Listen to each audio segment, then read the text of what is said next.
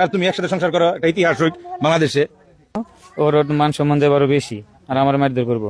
আমি যদি ওর মান সম্মান যাতে না যায়, পরে আমি ওরে নাকফল আর হলো চুরি নিয়ে দিছি, জানি কেউ জিজ্ঞেস করলে এটা করবে যাতে আপাতত কেউ কিছু না বলে। তো পরে সকালবেলা আমার জন্য নিয়ে আসছে যে তোমার জন্য চুরি নিয়ে আসছি। এই স্বামী কোনোদিন একটা সুতা কিনা দিছে না, সেই স্বামী আজকে আমার সকালে চুরি কিনে নিয়ে আসছে। কবিরা কবিতা লেখক, গায়করা গান বানায় যে খালা আর ভাতিজি একসাথে সংসার করে। পর্দার ভিতরে এই শয়তান সব আল্লাহ করে দাও। পর্দার ভিতরে শয়তান থাকে? অবশ্যই। পর্দা মাদ্রাসায় পড়ে যেহেতু, তাহলে পর্দার ভিতরে শয়তান না। চোখ শুধু হাত মোজা পরে, পা মোজা পরে, চোখ দুটা বেরোয় থাকে, তার ভিতরে কি আছে?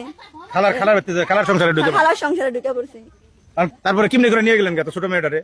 কিমনে ব্রেন ওয়াশ করলেন এই ছোট মেয়েটার?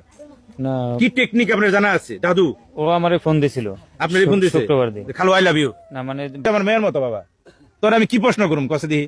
তোর আমি মনে করছিলাম হারিয়ে গেছে, রাগ করে মাদ্রাসায় পরে চলে গেছে। আমরা ই করি, খুঁজে দেবে যে কিছু খুঁড়তে যে সাপ বাইরে দেবো জসিম ভাই, এটা তো চিন্তা করি নাই। এই কাহিনী তো মনমান্তিক কাহিনী। কি করবা তুমি? খালুরে বিয়ে করবা? আপনার বলে আব্বা কয়, পরে কইছে আব্বা আপনার কাছে বিয়ে হবো, এটা সবার কইছে। সামনে আব্বু বলে, হ্যাঁ সবার সামনে বলে আব্বু, সবার সামনে আব্বু বলে আর নীরবে বলে যান। যখন কন্যা সন্তানের পিতা, আমি কলঙ্কিত যে তোমার মতো একজন কন্যা সন্তান পাশে নিয়ে তোমার এই ধরনের কথা তোমার কাছে বলতে হচ্ছে, তোমার মানুষকে জানাইতে হয়েছে, শোনাইতে হয়েছে। কারণ এটা সবার চাপ, এলাকাবাসী, তোমার পরিবারের, যে এই জিনিসটা প্রকাশ করা দরকার। কারণ সবাই অপরাধী। তোমার বয়স 15, হয়তো তোমার নাবালক হিসেবে গণ্য হবে কোর্টে আদালতে, কিন্তু আসলে তো তুমি 15 বছর বয়স হলে তুমি তো 40 বছরের পাকা। আপন খালু